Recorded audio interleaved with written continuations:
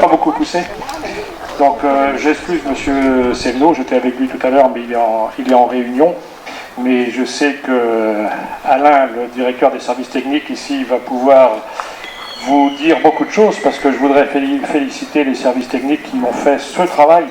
Ça a été fait entièrement par les services techniques. Vous voyez un petit peu le résultat quand même, et vraiment c'est de bonne tenue. Bon, comme j'ai pas beaucoup de connaissances moi dans les plantes, je vais laisser la parole à Alain qui vous expliquera beaucoup mieux, parce que si je me mets à vous expliquer, vous n'avez rien. Jardin médiéval. Donc c'est un jardin qu'on a créé l'an dernier, où on a fait justement les premières animations au mois de juillet. Il a été fait en 2 mois, donc c'est vrai en partie avec le service, en grande partie avec le service technique. Donc le but du jardin médiéval, c'est de coller aussi avec la cité, donc cité de Josselin, cité médiévale.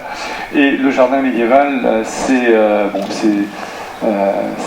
remonte bien sûr à l'époque, et si vous voulez, donc c'est composé de carrés. De carrés parce que la signification du carré, donc c'est les 4 fleuves du paradis qui rejoignent donc les 4 points cardinaux, et le carré donc signifie un peu la perfection. Donc ce jardin, donc on a mis un certain nombre de plantes.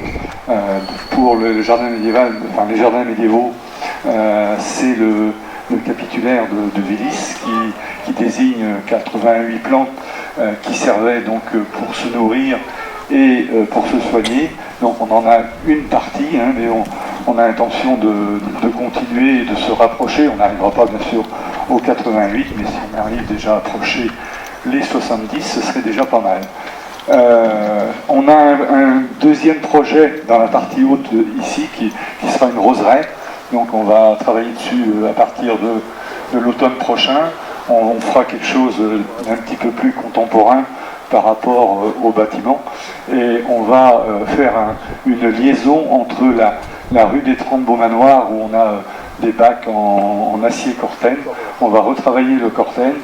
Et dans cette roseraie, on va y travailler en rectangle, mais à thème. C'est-à-dire qu'on aura un thème, par exemple, sur les poètes, d'autres sur les musiciens, sur je ne vais pas dire les hommes politiques, mais il y en a certains quand même, il y a les personnalités. Donc on va travailler vraiment par carré, avec une signification. Et on a commencé en ville aussi à planter pas mal de rosiers grimpants.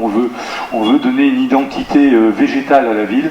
On a au printemps le conservatoire du rhododendron polyploïde au bois d'amour, et donc on veut que dans chaque site, si vous voulez, on ait une identité.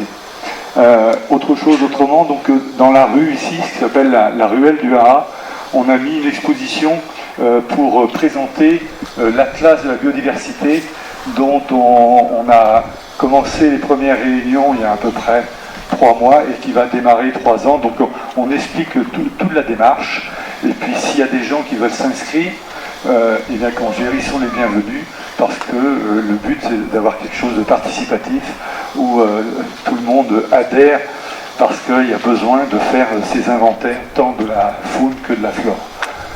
Voilà, donc je vais donner la parole à Aurélie, parce que c'est Aurélie qui va vous présenter les plantes, son utilisation. Donc bienvenue Aurélie, donc tu as un micro-cravate, donc c'est très bien. Bonjour à tout le monde. Donc comme Alain dit, moi je m'appelle Aurélie. Donc j'ai fait une formation d'herboriste. Donc aussi on est dans un jardin médiéval, un jardin inspiré des jardins du Moyen-Âge, donc qui avant à l'époque était utilisé donc, pour mettre des plantes aromatiques, des épices, des plantes médicinales, des légumes et des fruits. Ça avait leur utilité. Et aujourd'hui je vais vous parler de quelques-unes de ces plantes. Je vais vous apprendre à les observer et je vais vous parler de leurs différents usages en herboristerie et en cuisine. Donc vous pouvez vous rapprocher, venir plus près de moi. Comme ça vous allez vraiment bien voir chacune des plantes que je vais vous expliquer. Donc déjà avant de commencer, je voulais vous dire aussi que le métier d'herboriste en France il est plus reconnu. Donc j'ai fait ma formation en Belgique, moi, il y a ça à peu près 5 ans. Il est plus reconnu en France depuis 1941. Une potasse pour ne pas que les molécules s'évaporent et on laisse infuser minimum 5 minutes. Les propriétés de la menthe, c'est utilisé comme plante tonique. C'est-à-dire que le matin, ça va vous apporter du tonus et ça va agir aussi après un repas copieux sur la digestion. Donc toutes les variétés de menthe que vous avez dans le carré ici ont ces propriétés. Celle qui aura vraiment le plus de goût, ce sera la menthe poivrée. Donc je vous invite tout à l'heure, quand vous aurez le temps, à venir froisser chacune des feuilles. Pour sentir les molécules odorantes chez une plante, il suffit de froisser la feuille comme ceci. Et vous allez mettre sous le nez, et ça permet vraiment de différencier, de sentir que ça c'est une menthe, de sentir que cette espèce-là est une thym. Ça permet vraiment de reconnaître. Traction à l'eau. Donc nous avons l'infusion, qui est plutôt pour les parties fragiles comme les fleurs et les feuilles, pour extraire les propriétés. Donc je vous ai dit, on recouvre la plante d'eau frémissante, pas plus de 70 degrés. On a la décoction qui va être utilisée pour les parties coriaces, comme les graines, les fruits et les racines. Là, on ne mettra pas d'eau frémissante, mais on fera bouillir la plante avec l'eau dans une casserole et on laissera infuser à peu près 15 minutes. Ça, je vous répéterai au fur et à mesure de la sortie. Et à la fin, si vous voulez, je peux prendre vos adresses mail et vous envoyer un petit livret avec toutes les plantes qu'on va rencontrer aujourd'hui. Donc tout ce que je vous aurais expliqué, je peux vous l'envoyer par livret aussi. Donc pour en revenir à la mélisse, comme on va utiliser les parties, les feuilles et les fleurs qui sont des parties fragiles, donc on fera une infusion pour extraire un maximum de propriétés. Donc on recouvre de sommité frais d'eau frémissante, on laisse infuser 5 minutes. C'est une plante qui est conseillée pour les personnes stressées. En cas d'insomnie, quand on a du mal à s'endormir, elle détend. Elle contient des principes actifs qui agissent sur la détente. Elle va agir aussi sur la digestion, après un repas copieux, quand on a du mal à digérer, comme la menthe. Est-ce que ça va jusqu'à présent? Oui. Donc là, je vous explique un petit peu les différents modes d'extraction les plus simples, les plus agréables à utiliser en herboristerie. Sinon, il y a différents modes d'extraction, comme les macérations à l'huile, au vinaigre, les baumes, les onguents. Mais on va rester dans la simplicité aujourd'hui. Infusion, décoction et macération. On n'a pas vu la macération. La macération à l'eau, elle est plutôt utilisée pour extraire les vitamines. Parce qu'à la chaleur, l'infusion et la décoction, elle va éliminer les vitamines. Donc toujours avec la menthe et la mélisse, ce que vous allez faire, récolter toujours le sommité de feuilles que vous allez mettre dans une bouteille en verre. À peu près 4 cm de feuilles fraîches dans une bouteille d'1 litre. Et vous allez recouvrir d'une eau de qualité. Donc pas l'eau du robinet, bien sûr. Donc on essaie de filtrer avec du charbon ou alors on met un osmoseur pour avoir vraiment une eau de qualité.